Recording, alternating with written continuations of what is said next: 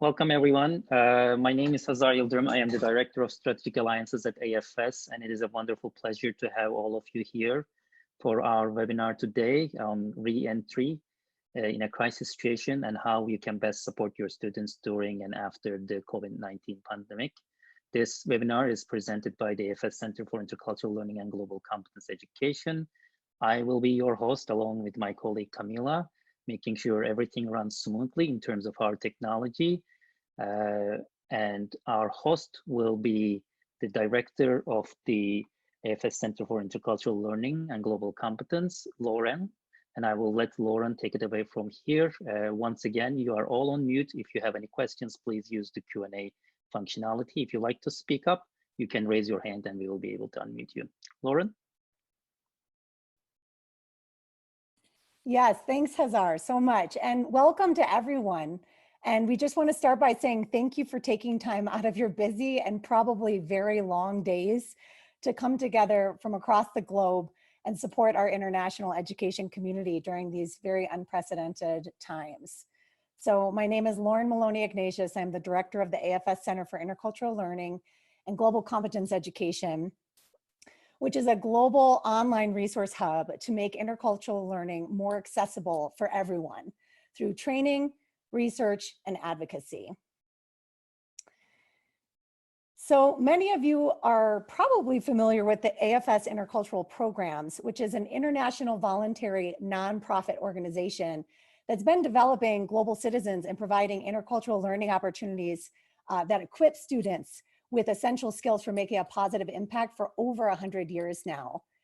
What you might not know about AFS is that it actually began as a volunteer ambulance corps during World War I as a way of providing humanitarian aid and service amidst a global crisis.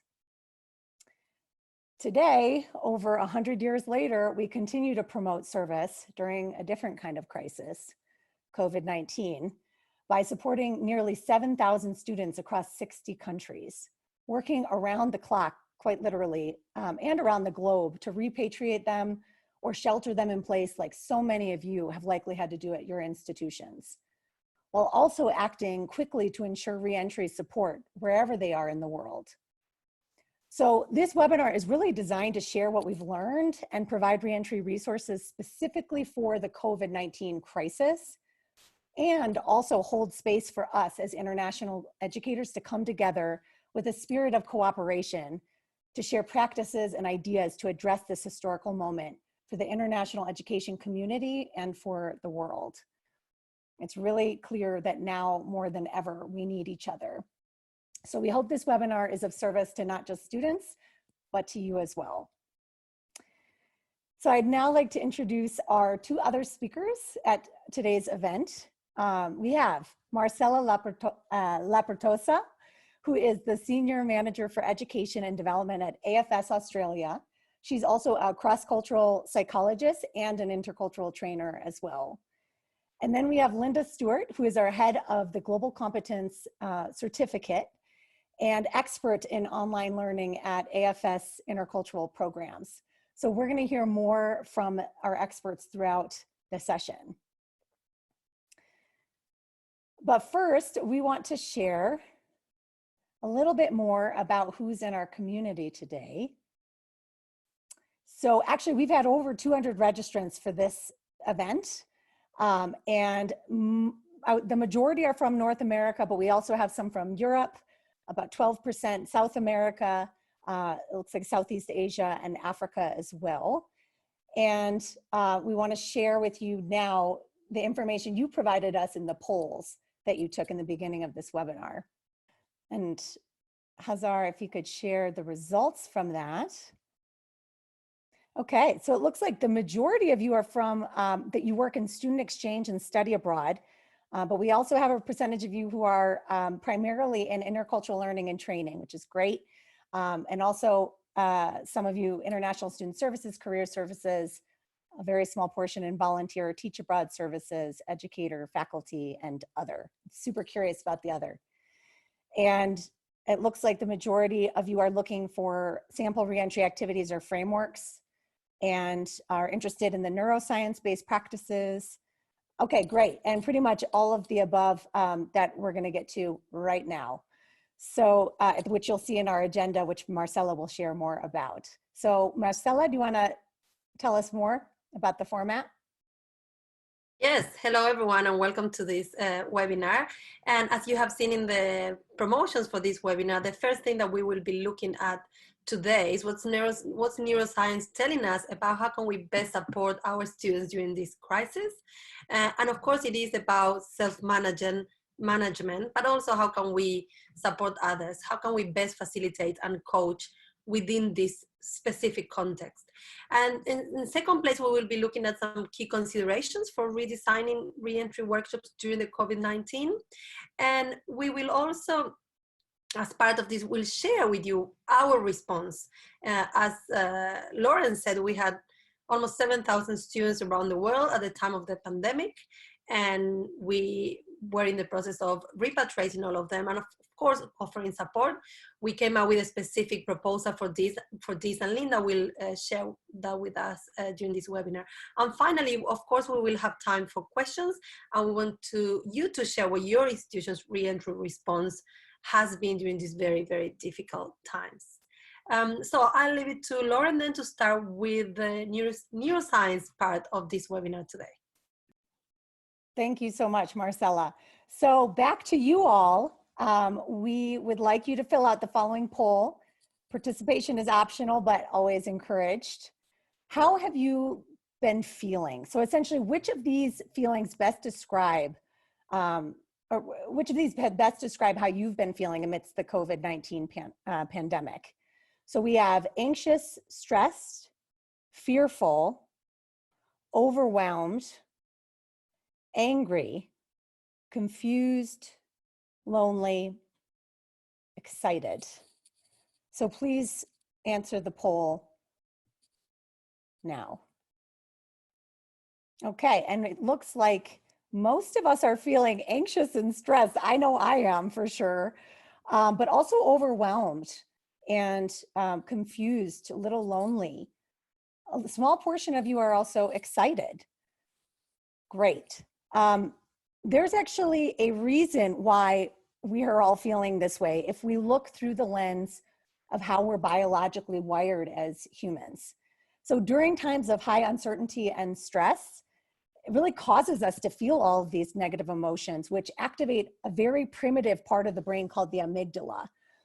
And the amygdala is responsible for our safety and survival by looking for threats in the environment very unconsciously and automatically in the form of difference and unfamiliarity, which is really good if there's a lion in the room because it initiates that fight, flight, freeze response and floods the body with cortisol, and bam, we survive. It's really not so great in crisis moments when we need to manage not just ourselves, but our relationships to others, working relationships or otherwise. And this is because when the amygdala gets activated, it's literally harder to think. It actually shuts down access to the neocortex, where our higher brain, where we do our best thinking. So this is where we do empathy, self-regulation, learning, and collaboration across difference, and initiates that fight, flight, freeze response instead. So maybe you've noticed more of these primitive fight, flight, freeze behaviors in yourself or in others during this time. I could tell you I've been much more likely during COVID to react negatively to others based on my assumptions versus how I normally would react is to take time to respond to colleagues with a clarifying question. This is an example of a fight response. But maybe you find yourself wanting to sleep more, watch TV, just tune out, or fantasize about travel, which I know I do all the time, even though it's not safe during this pandemic. Those are examples of flee responses or flight responses. Or perhaps you've just been unable to problem solve or multitask as well as you normally can. That's a freeze response. The point is, as those who serve students in our work, we have to get really good at recognizing when we're in that primitive fight, fight, freeze response or brain, and use intentional strategies to get the higher brain back online so we can better support our students. So our role the key implicit role we take on while supporting students' reentry during the COVID crisis is really twofold. One, manage your own brain state, and two, help students manage their brain states by intentionally designing and facilitating reentry sessions with strategies for helping them get their higher brain back online so they can process their experiences during this pandemic and then eventually access higher order learning, like topics we'd normally address in a reentry workshop, such as let's make meaning of our intercultural experiences or help them understand the skills they gained from their experiences abroad. So the following are neuroscience research-based strategies for managing our brain state and supporting students in navigating their brain states as you facilitate and coach students during the difficult dynamics of COVID-19. So maybe, yes, thank you so much. So let's get started with the first strategy. The first strategy is to take time to find commonalities and shared experiences among your student group. So research shows that finding commonalities signals to the brain that you are safe with these people. And it increases a sense of belonging by releasing hormones that make you feel good, like dopamine and oxytocin. And these hormones deactivate that fight, flight, freeze brain, the amygdala, which is always on the lookout for threats in the form of difference. So one quick and very practical example of how you can employ this strategy in a virtual format is to break your students into pairs, small groups, or even stay within the larger group and give them a time frame in which they have to find as many commonalities as possible among them. So the commonalities have to be things that are not visible or obvious and have to be meaningful. So you can't say, oh, we all went abroad or we're all humans. Finding commonalities is a simple yet powerful strategy you could use with your students to quickly create a safe space and a sense of solidarity and a belonging, which is what we found students are seeking during this COVID crisis. And if you think about it, we're all seeking a sense of belonging right now, so you can also use it on yourselves. The second strategy is to demonstrate and encourage appreciation and or gratitude, and really get students in touch with their own appreciation and gratitude. Research shows that appreciation and gratitude is a powerful tool for deactivating that amygdala and increasing activity in the part of the brain that's responsible for empathy and connection. When students share their experience, a simple and genuine response like, thank you so much for sharing your experience. I'm really appreciating the courage it sounds like you demonstrated in having to say goodbye to your community so quickly and returning home early during such an uncertain time. It can be very grounding and de-escalating for students.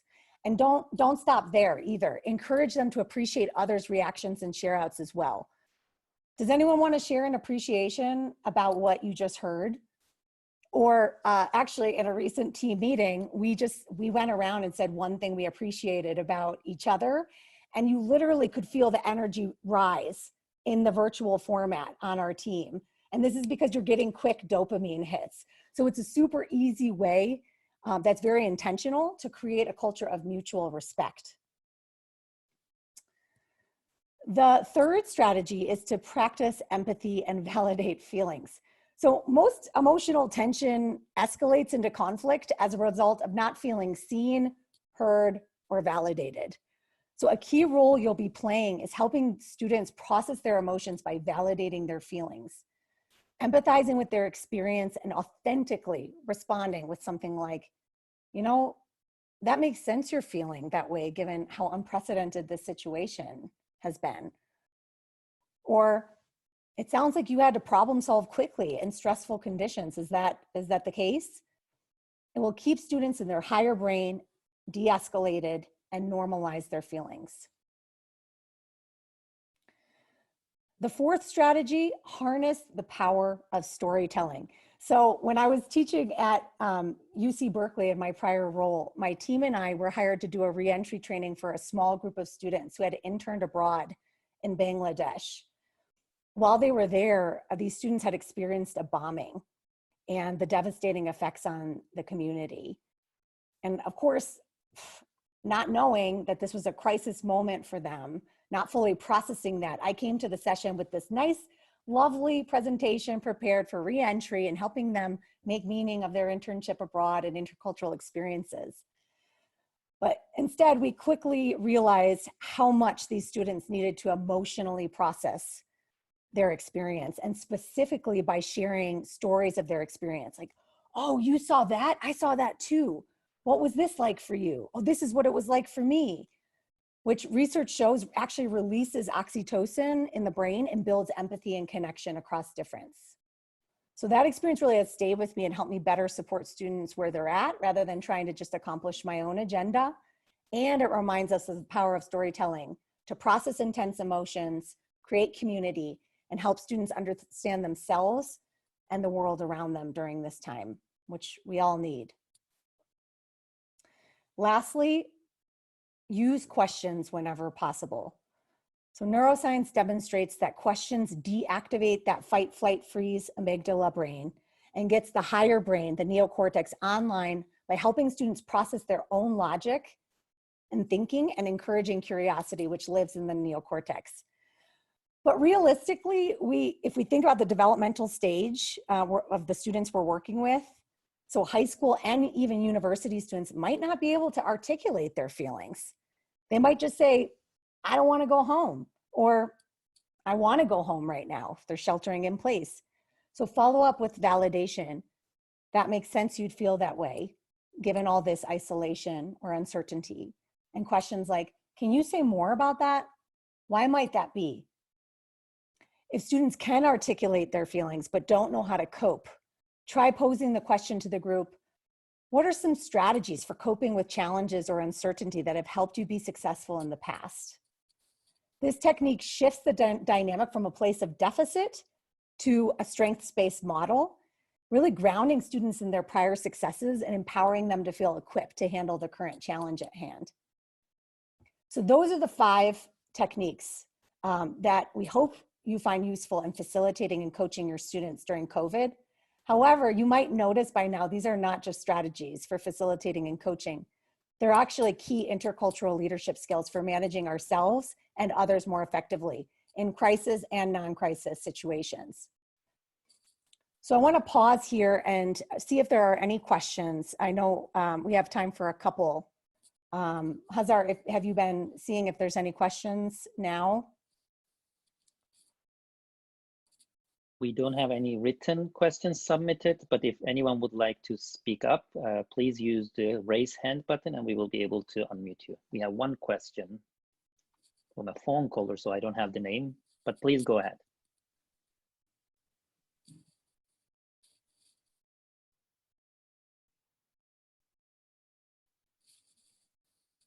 Maybe not. Does anyone have a quick question, or we'll move on and we can also ask questions at the end? Okay, we'll move on. So now I'm going to turn it over to my colleague, Marcella, who's going to share. Lauren, yes. We had one question. Let me just, okay.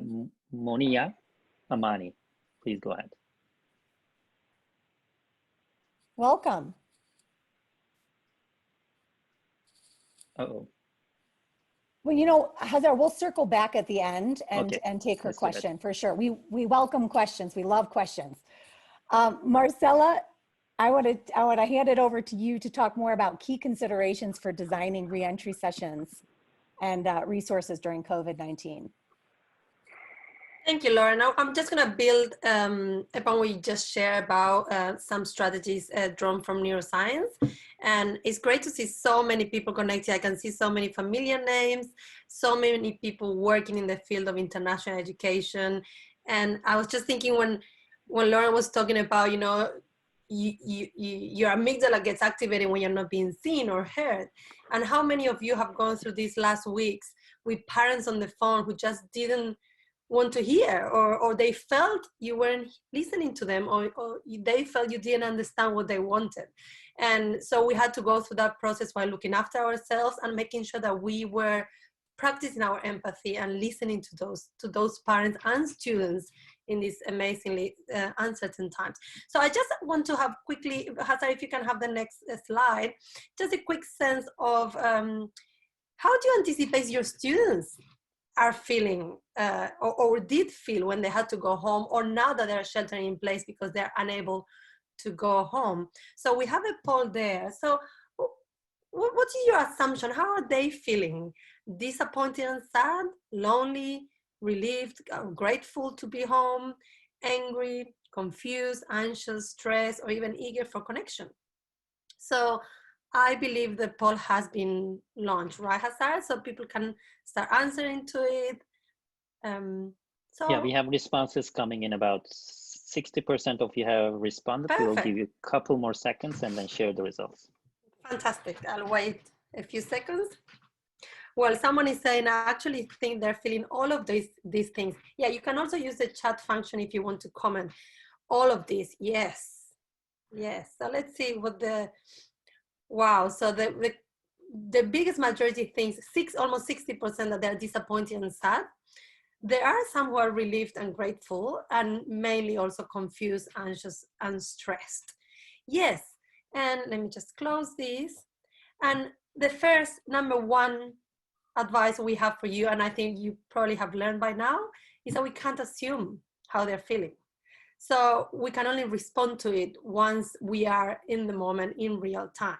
So someone is here also saying most of the students felt all of those. Probably, as we all know, this is a process. So they probably went through stages of feeling all of those feelings at some time. And maybe some of them were excited all along since they heard that they had to go home. We do not know. So as a good practice in intercultural learning, always do not assume. Suspend your judgment until you have the opportunity to hear how they feel and how they experience that particular situation. Yes, so that's what they've been telling her. So let's go to the first consideration that I want you all to keep in mind. And it is, number one, is to provide space for that emotional and behavioral processing before we go any further, before we go into any abstract conceptualization or more deeper ideas about, what this experience meant to them. Give them the chance to share how they felt. And remember what Lauren said. To do that, build a community. They're not alone. So it was interesting that only one person thought that the students feel alone. They're not alone, right? There's not only thousands of students in the same situation, but the whole world is in a very difficult situation right now. So make sure you build a community, bring them together, make sure, of course, that they're safe. Remember Maslow hierarchy of needs, talking about, make sure they're fed, make sure they're safe, make sure they are ready to start sharing those feelings and process them. There is some comments there that I'm going to read in a second. But yes, that's the first thing. So, and when I was going through this, and if you can give me the next slide, I just kept going back to this idea of debriefing, right? And for all of you intercultural trainers or who work doing orientations for international students, you're very familiar with the concept of experiential learning and debriefing as a tool, right? We usually either expose the students to a simulation or an activity that then we debrief, or just the fact of being abroad is the experience that we debrief. In this case, the pandemic and the early return home was the biggest experience that we need to debrief. So make space for that first part of publishing and processing. Allow them to share how they felt, what happened, when did they find out they had to go home, what happened from that moment and the moment they go home, and did their feeling changes, like someone said, they experienced everything. How did they cope at each stage? Who was with them? Who did they reach out for help? So really allow that time and you do that. Yeah, if you can have the next one, Hazar. And one way that you are probably very familiar with, but there's many other ways, is using the rose and thorn activity. So Lauren was saying how important to show appreciation is to activate the higher level of the brain. So the rose and thorn activities get all students to share with the rose what is it they're grateful for or show appreciation for. And the thorn is what are their struggles or their challenges. So give them the opportunity to do that. Another sample activity that you will have in the reentry package that we're going to share with you is get them to share their shining moment. You know, that special moment that they will always remember, that they will always cherish. What are they proud of? So let them connect with both sides, the struggles and the challenges, but also the good times, because we don't know on what side of are they, what is their main feeling at the moment. So open the space for both of them. So, and it is connected, again, Hazar, for the next one. It is connected, as you see, to the debriefing, because all we have to do when we are debriefing is spend time listening and asking those questions that Lauren was saying. So we have to listen, but we also need to have those questions that open the conversation and open the space for them to express. So the Thorn and Rose activity is a way of opening the space, the shining moment, or many others that you might have available. Just find something that opens the space for them to express, to share, and for you to listen. And also encourage that frame shifting. So if you look at the cycle of debriefing, when you go into processing and generalizing, that's when you start frame shifting, right? So what was it hard to deal with, but what was it useful for? What did you learn in this process? What were the positives and the negatives? What if? How would you have done this differently? How do you think the others experience this? What are the good things that are strengthening you now because of this pandemic, right? So don't get stuck in the one side of the story. Always push them to think the other side of the story. And that's common practice in the intercultural field, if you think about it. But sometimes, because we're into this particular situation, we get frozen thinking, oh my God, what am I gonna do now with this huge thing? I have all these students, how am I gonna cope with it? So look after yourself, get back in touch with the higher part of the brain, and remember these core practices: listening, opening questions for the space, and frame shifting. And then for the next step, it's very important that you identify and normalize what is part of a regular cultural adjustment and what is part of this pandemic. Yeah? So if you've been working in the field of exchange students or international education for a while, you know that there are some feelings and struggles that are common to re-entry adjustment, you know? And some of them will still be there even under these circumstances, and some others are very specific to the COVID-19 situation and the sudden situation these students were faced with to go home very quickly. Some of these kids were woken up in the middle of the night to pack and get on a car to get to a plane, to go through multiple airports to finally get home. So that has the potential to be a very traumatic experience. And that's very important that we look into that. So what is part of a normal adjustment and what's part of a normal reaction, fight, flight, in this stressful situation. And if you think about debriefing, actually I forgot to mention this, but debriefing was born at times of crisis, either military crisis or critical incidents or psychological stress. So it was a way to take a step back and open the space to share and remember and recollect what happened in those particular moments, to avoid it becoming a traumatic event or becoming something that the person struggles to overcome and become a learning opportunity. Yeah, so that goes for normal circumstances, and it's even more important in this situation of stress. So when we work into re-entry adjustment, you know, there's many models. So this one is the most popular one. I know that some of us are a bit resistant to the idea of culture shocks. So that's why I'm talking about culture adjustment. It is about readjusting to a new world, and even more now. Not only you went back to a place that doesn't feel like the same place that you left. This has been amplified now by the current situation. So really take your time to work through this. So, and the re-entry curve, the regular one usually mimics the curve of when you go to the other culture, right? So there is an initial excitement or honeymoon. Probably these kids are excited initially when they go home because they finally made it home after a long flight and being on the fight-flight mode during the process, trying to not get infected or worry about being infected or being exposed to any other issues that could happen. So take your time for this. But one key recommendation that I have for everyone: don't show the students this before you ask them what their curve looks like. I've seen this over and over, all of us saying, okay, this is what you are supposed to be feeling, or this is what your time back home is gonna look like.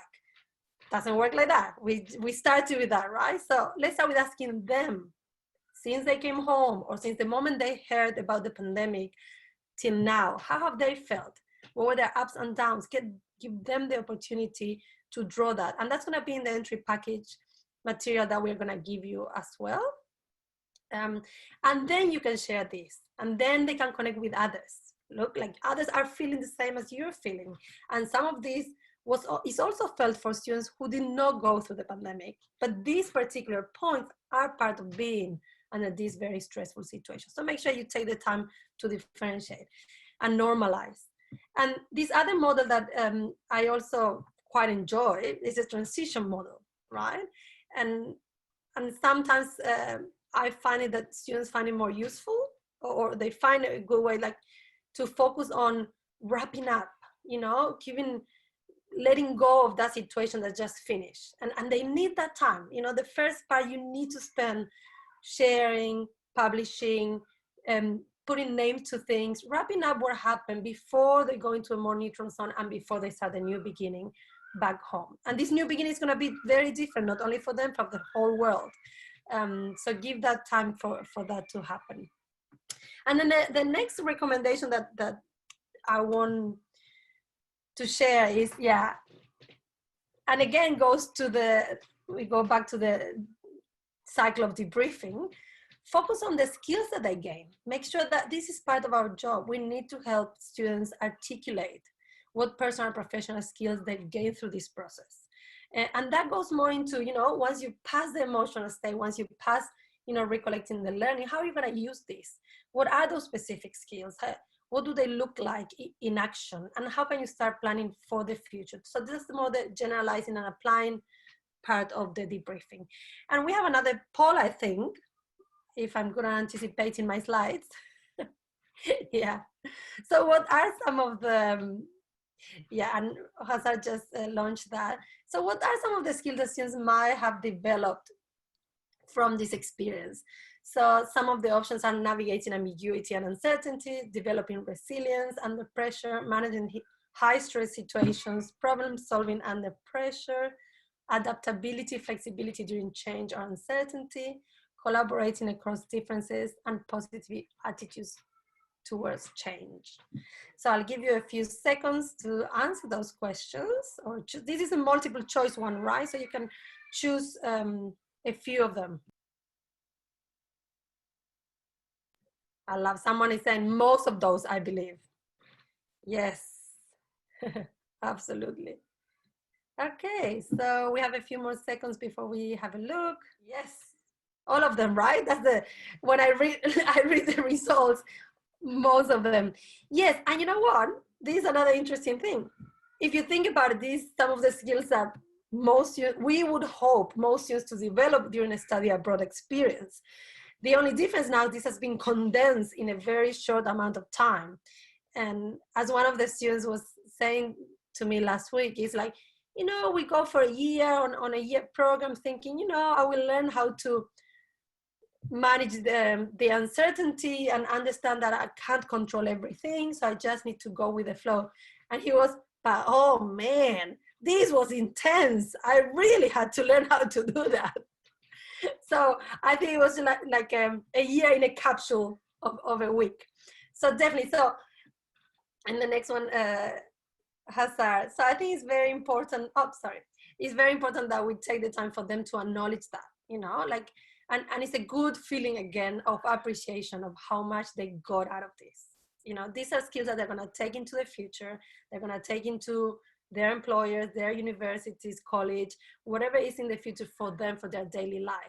And so that's very important. And also, again, before I move into this, the applying part, open the space for them to talk about the pandemic in particular.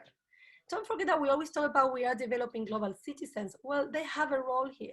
They went through the experience, they debrief this experience, they identify what skills did they gain. So what are they going to do with those skills? How are we going to make a different community or a different world based on this? So I think that let's not leave that out. Let's not forget that's still at the core of what we do, and we need to make it part of the conversation. And of course, encourage continued connection. This comes to building the community.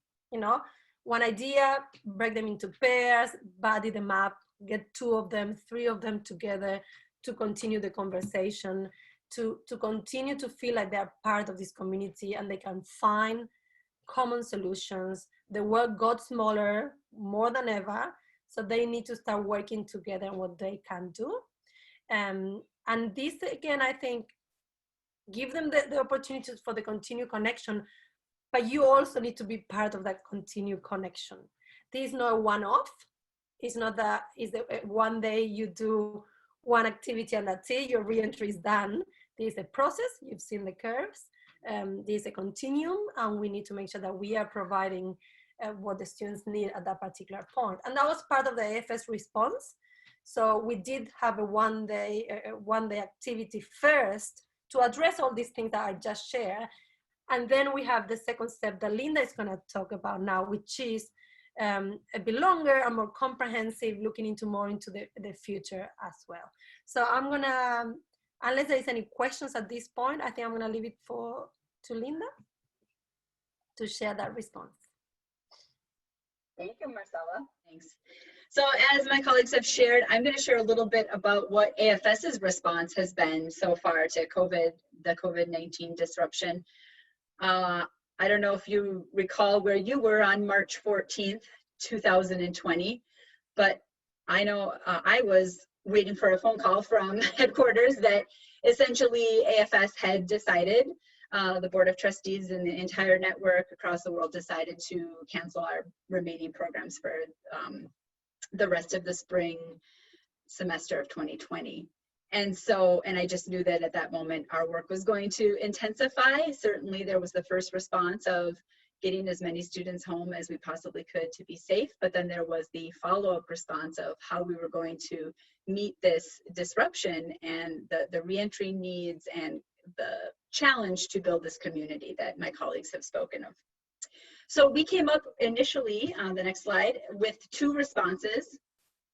One was a 2020 online orientation piece that immediately our education department put together to disperse to the national offices. Again, many of the organizations already have education experts and reentry curriculum and guidelines that they go through, but we wanted to condense everything into some tips and worksheets and a simple slideshow that they could use, especially given kind of the largeness of what was going on around the world, and thinking that if we could pull this together for them, it would be helpful. So we put together a virtual toolkit that we sent out immediately for that space to hold kind of the feelings and the emotion. And the organizations are the first responders, right? They're the ones that have the first contact with the students. So it was best for them to do these reentry conversations. And then we thought, well, what if we took a online blended learning program that we already had for university and adult students. We use this currently with our 18 and older program participants who are teaching abroad, interning abroad, etc. The good news is they were already in the program when COVID happened. But we thought, well, what if we made a special edition of that, and we kind of adapted it for a high school audience, and we put intention around the crisis. The good thing is some of the content of this program already speaks to a lot of what Marcella had shared around dealing with ambiguity and tolerance, adaptability, flexibility, kind of exercising those conflict resolution skills and coping skills. So we were pretty confident that it wouldn't take that much for us to be able to adapt it. Next slide.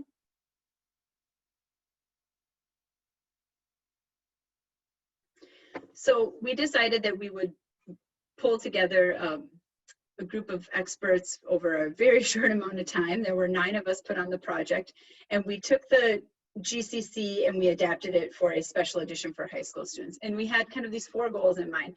One would be certainly to support the COVID crisis process that the students were going through.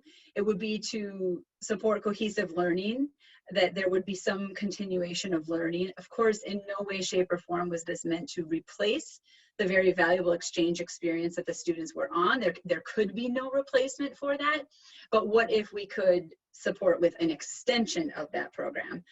We were really keen on connection, having them really connect to each other, and kind of a secondary effect of this was students had, kind of bilateral exchanges. They knew that they were one of 5,000 or 6,000 students around the world on program, but they didn't necessarily know who those other students were. And so by inviting them into this online platform and into the forum, they were actually going to be able to gain more AFS friends than they currently had on their program. And then we hope that at the end of this comprehensive learning program that they would be able to earn a certificate, kind of that badge of accomplishment that that they went through this. We recommended this to all of our national offices. We strongly recommended it. We made it free of charge. And to date, we have 3/4 of the students are enrolled or currently being enrolled. So it was well received by the network. And again, given all that they had to work on repatriation, and with many students still sheltered in place, people were also excited to have something, quote unquote, to keep them occupied. I mean, I myself am a mother of 2 teenagers, and I know in the early days when it was like, okay, where do we go from here? There was only so much, YouTube and Snap that they could do, but this was an intentional place for those students to make sense of their experience together. Next slide. So what is the special edition of the GCC? It's that blended learning online curriculum with modules coupled with some live sessions. Now, this is how we run our typical GCC, but we were thinking, wow, are we going to be able to do this with this many students at the same time simultaneously? And a whole slew of volunteers came forward and said that they would be willing to support us on the live sessions. So the program is designed, it's a very flexible program to begin with. It's designed to be completed over actually anywhere from as quickly as 2 weeks up to a year. But we have made the special edition to cover 4 to 6 weeks so that people could start it as soon as they felt like it was a good time to start. Maybe they kind of moved beyond sort of that, panic zone and into, okay, I'm ready to sort of make sense of this even more. And we also needed it to have an end time.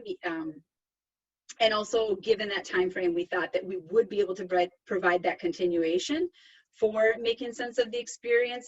And to be perfectly honest, from an organizational perspective, to have some monitoring in the sense of if someone is really struggling, this is a way for us to be able to identify that more quickly in the forum and then in the live session. You can go ahead and put all the subjects there. This is kind of what the content covers, but the image that you're looking at is a 4-step framework that was developed by Dr. Michael Vandenberg, for those of you that are familiar with his work. And essentially there are 4 phases that one kind of goes through and spirals back and goes through again. And most of the curriculum in the GCC has students going after learning goals that come into one of these educational spaces. And the special edition does that as well. I mean, particularly I'm looking at number 3, which is that managing your emotional response and that resiliency that we're helping to have the students build that skill set through the program. Next slide. So if you are familiar with our program, some of these modules and subjects will be familiar, but then there are some new ones in there. We're very, at the beginning, it's a welcome in, and it's explaining what we do. It's a check-in. Immediately in the second module, we ask them to kind of consider whether or not they are finding themselves in the panic zone, in the learning zone, or the growth zone. If they're finding themselves in the panic zone, we invite them to pause and kind of come back at another time. We also have, it doesn't show up here, but we have a special COVID-19 coping module, so they can bop out of the system and kind of go look at that for a while and hang out there until they're ready to come back and engage. And I will tell you that we have had some students say, I am in no place to engage in this right now, and we're very respectful of that. This is what it looks like. So the students get a login. It's an online program that can be used on a computer, also very mobile friendly, and it's just very condensed, 19 steps where they'll go through the subjects and then be stopped and paused to come out and be invited to the live session. Here you'll see down below there are some comments, and you can also note that There are two features there, 35 upvotes and reply. And what you're seeing here is the upvotes. It's basically like a Facebook like. People are really encouraging each other. And here's where that engagement that we're looking for, where they feel like less lonely, they have someone paying attention to them, and they're able to, you know, share and endorse each other. And then there's also a place for reply. We are seeing so much engagement in the forum. It's pretty phenomenal for us. Next slide. We have two additional features. One is a learning library. So this we put together very quickly too, where if the student is done with the curriculum or they're kind of stopped before their live session, they can toggle out and they can go and continue to read things. This was particularly requested by some of our partner organizations that do have students sheltered in place, and they wanted them, again, to be in an intentional environment. And then the image on the right is a training calendar where the student can see the live sessions that are going on. The majority of them are in English, but several of them are hosted in other languages. And so the student can click in and join that session on the language and time frame that works best for them. So it's another way for them to be engaged. Next slide. Honestly, the numbers that you're looking at are shocking to me, only because on that day when we said, okay, we'll try to make this work, we actually had no idea really what we were getting into. And I think truly the level of impact that this would have for us. So we do, as I mentioned, have approaching 4,000 learners, 60 qualified facilitators, 38 countries are enrolled. We have over 650 live sessions scheduled and 60,000 interactions on the forum with the comments. This has made us have to develop a new system for how we can actually monitor all those comments. Next slide. So super quick, because I know I'm coming up to time. The perspectives from the students are so heartwarming. It's everything we've talked about. They have had a shared experience amongst themselves. You know, this program disrupted, first of all, study abroad, but then a shared experience. They're so keen to connect with each other. And they have even commented on, wow, I'm actually able to continue part of my program in some way. Those are just some additional comments. I think one thing that doesn't show up here in the comments, but that has really come through, is the gratitude that they experience, and also passing through all those feelings. They have expressed all of those feelings. One particular student, I just want to read this because she, at the beginning, we didn't know. I mean, people were upset, right? Like my program got canceled. She wrote, "It's really difficult to describe my emotions now. When I received the decision that I would have to go back to my country, I felt grief, sadness, and shock. But now I am thankful. I'm thankful I can return to my real family because this situation is getting pretty serious, and I can't imagine now being anywhere without my real family." So, I mean, I think it's just so endearing to us, and it is really hard as an organization. I'm sure you experience this as well. You know, this decision of, do we bring them home? Do we keep them? What do we do? But the students have gone through the gamut of emotions, and many of them are feeling gratitude. The last thing I'll show on the next slide, Hazar, is a perspective from the qualified facilitators. Again, kind of a secondary impact that we weren't necessarily expecting. We were just hoping there would be volunteers. And these already were our trained qualified facilitators and trainers from around the network. They are loving this. They have noted that this gives them purpose in a time of confusion for them as well, and where they felt like they weren't able to connect directly with the participants anymore, continue learning for themselves. Now they're like, I'm facilitating online. This is so exciting. And also professional development. They're like, you're helping me become an expert at communicating, facilitating, and working online. That might be it for me. Oh, I did want to mention this, that the GCC, the version that is the non-crisis version that we use with our participants, has been subject of several research that's been done by our colleagues over at Purdue University. As you know, some of them are on today, so welcome. And they have found that GCC learners are more effective intercultural communicators, equipped to resolve conflict, and are able to bridge differences. So I can only imagine that based on now living through this crisis, and also being able to have a continuation in a learning program like this, will be even more interesting ground for future research, and we're excited to partner with them again on this initiative. So thank you for our colleagues at Purdue that have joined. I think that's it, and I'll turn it back over to you, Lauren. Linda, we had a couple questions that you might want to clarify. The first one is about multiple languages and if the supporting documents are available in the multiple languages as well. And the second one is about how we define the interactions in the slide that we had, about 6,000 interactions. Yes. Sure. So the languages that are available, the program is in English, but the platform in the learning management system can be showed in multiple languages, and there are subtitles in up to 7 different languages. So the discussion prompts are in English, and some of the explanation and definition are in English, but the videos have subtitles. The live sessions, again, I had mentioned when you were invited to them, if your facilitator has identified at the top of the calendar that he or she will be delivering in that target language, there's where they can do that. But there aren't many handouts to this, except for that additional learning library I showed, and those materials are only in English. And then your question was about the numbers. What does 60,000 interactions mean? What over 60,000 interactions means is literally 60,000 comments. We probably have close to 60 prompts throughout the whole program, and everybody's responding. They're responding to a peer, they're upvoting it, etc. I'm actually confident that that number is going to go even larger. Linda, there's also a question about who are the GCC facilitators?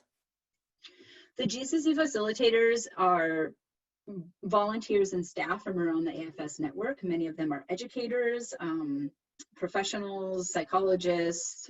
They run the gamut, but we currently have 60 of them. They had already been trained through our Intercultural Learning Program, our ICL, and we pulled them in together. We delivered 6 trainings over the last 2 weeks to bring them up to speed on this new curriculum and then how to deal with crisis.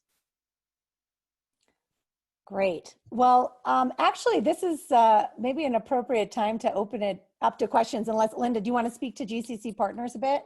Oh, this was just a snapshot of some of the fine folks that we're working with, and I know some of them have joined today. So that's a shout out for being a continued partners for us. Wonderful. Well, then let's take the rest of this time to open it up to all of you and see what kind of questions do you have about any of this content that we've covered in the webinar. The floor is yours. So you can either type it into the Q&A feature or raise your hand and Hazar will unmute your mic. Okay, it looks like I'm just scrolling through some of the questions in the chat. It looks like someone's asking, Lisa Hawk is asking, will participants in this workshop have access to the GCC platform? The special edition is something that we have developed for our program participants, but we are very open and interested to talking with other entities if it is something that you would be interested in adapting for your participants as well. It's not an open source. It is something that does come with a fee, but we'd be happy to discuss that with you. And if anybody wants a demo, the demo will show you 3 modules, and so you can just email us at gcc@afs.org, and we'd be happy to share a demo with you. It'll give you a little bit more of an idea of what's included. Thanks, Linda. And then I'm seeing one from Kate Betka. I'm sorry if I'm not pronouncing that right. Hopefully I am. Can you talk about the best way to address students who want to use the reentry workshop as a forum for voicing complaints about how the university handled the situation, such as students who are not offered an opportunity to appeal or who felt it would be safer to stay put in their host country? This is a good one. Before I respond, I want to open it up to Linda and Marcella in case either of you want to comment. I mean, I can comment from the GCC forum. We have had a few students in there, and we do have a process. I mean, the first thing is we want to acknowledge, obviously, how they're feeling and their situation. We do try to address it straight on because it's not going to be a surprise that 5,000, 6,000 students, some are going to be disappointed with what has happened and how this is. Oftentimes, people will start to respond to each other about it as well. So they get that peer engagement saying, hey, but if the complaint continues, what we do is we do have a process for then sending that student over to support. We don't shut down their comment again unless it gets really, really inappropriate. Mm-hmm. You answered it perfectly. Yeah, I just want to say, yeah, group regulation is interesting to see because they're not the majority, at least not for us in AFS. Mm-hmm. In our experience, the majority is relieved to be home. They're, of course, disappointed and frustrated because they had a dream for years and years and then it was cut short. But majority of the group understands that at the end of the day, this was for the best. And so don't jump to answer the particular person. Let the group discuss, you know, what do the others think about it? How, you know, how would you have handled it? You know, just let them open the conversation. And of course, if you have that one that just won't go away, might need some individual support. Yeah. Yeah, and just to add to that, Marcella, is just, you know, also not letting that one voice hijack the entire session for the rest of the students. So just knowing when kind of it's taking away from the group experience and referring that person to someone else where they can voice those complaints. Yeah, and Catherine is saying, yeah, this anger is an important and necessary part of the grief process. Absolutely, this is part, and that's what I said.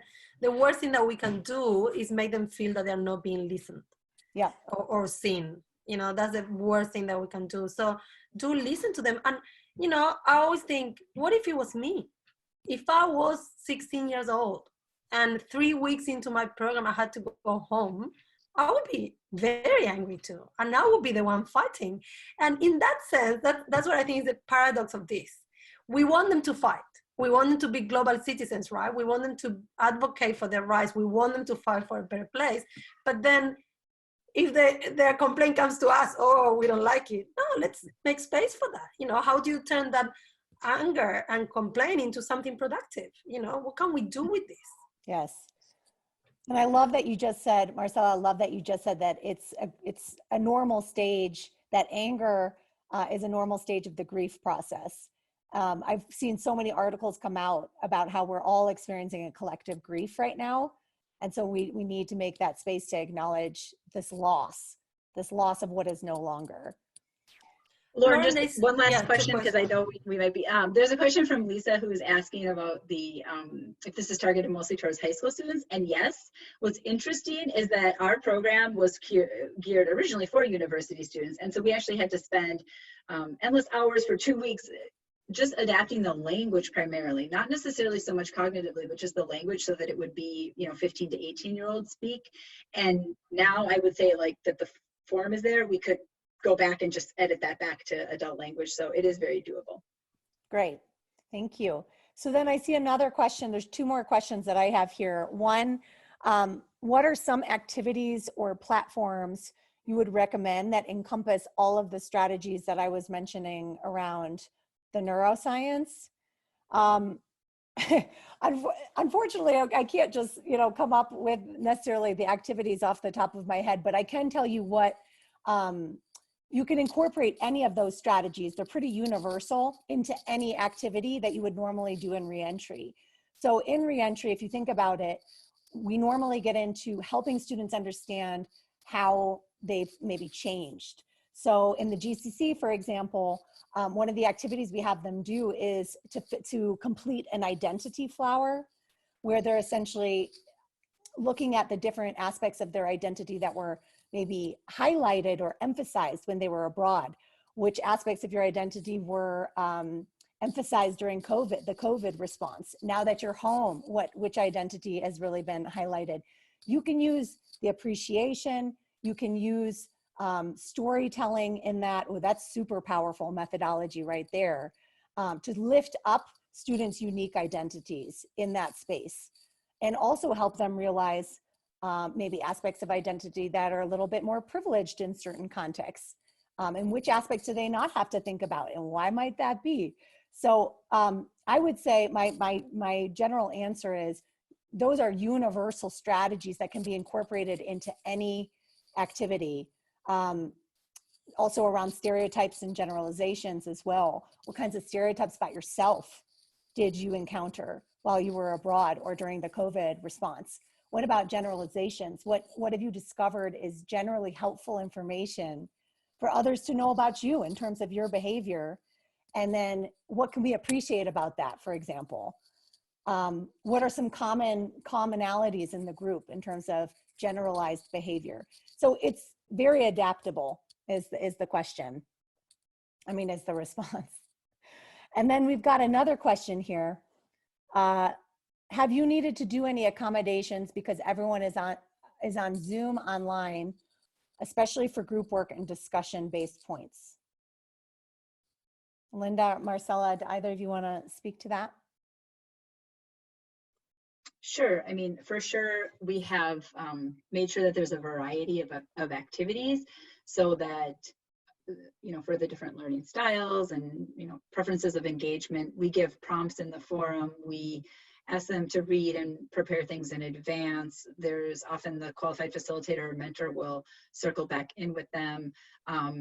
We share in advance what will be discussed at the synchronous sessions. So I think, you know, overall, yes, everything is online. We do some breakout groups. We limit the size so that it's manageable. Okay, thanks, Linda. Hazar, I'm going to turn it to you because it sounds like we have two people with questions. Yes, we do. Samuel was the first one. Samuel, please go ahead. Hi, everyone. Can you hear me okay? Hi, Samuel. Hello, thank you. I sort of organized my thoughts. I just sent this in through the chat as well. But first of all, thank you all. You've developed an absolutely impressive and seemingly comprehensive kind of support system for students through an abrupt reentry experience. And obviously there's so many resources out there already existing on reentry in general, but this one, you know, this whole circumstance is unique.